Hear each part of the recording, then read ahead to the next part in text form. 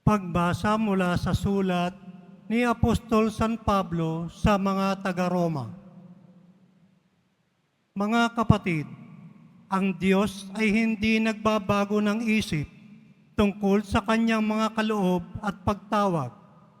Dati masuwayin kayo sa Diyos, ngunit ngayon kinahahabagan sa panahon ng pagsuway ng mga Hudyo.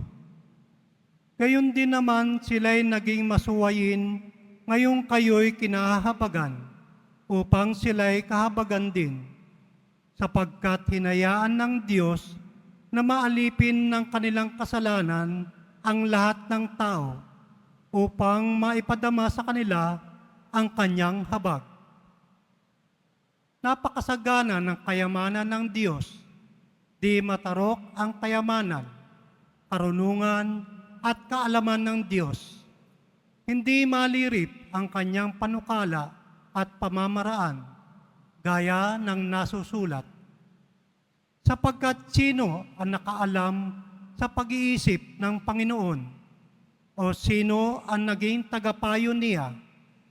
Sino ang nakapagkaloob ng anuman sa Diyos para siya na may gantimpalaan? Sapagkat mula sa Kanya at sa pamamagitan niya at sa Kanya ang lahat ng bagay.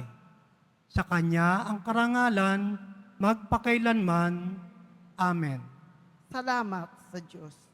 Ang salita ng Diyos. Salamat sa Diyos.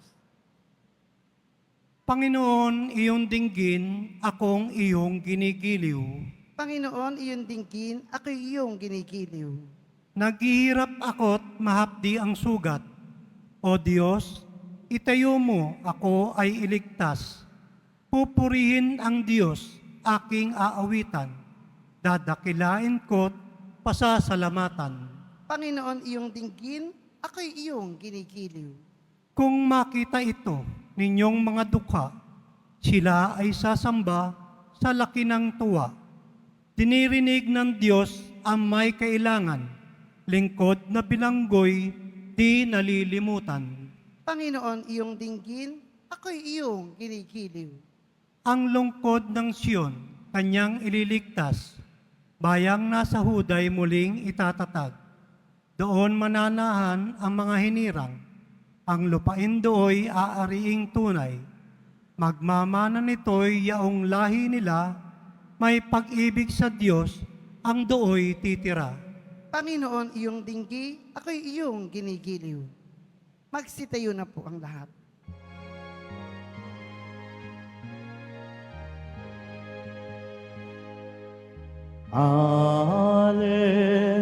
Alleluia, Alleluia,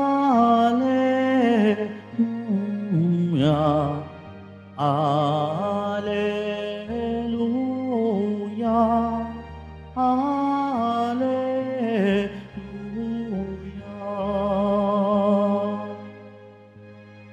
Kapag ang aking salita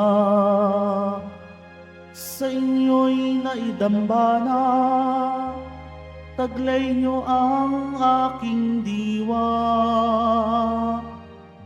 Alleluia,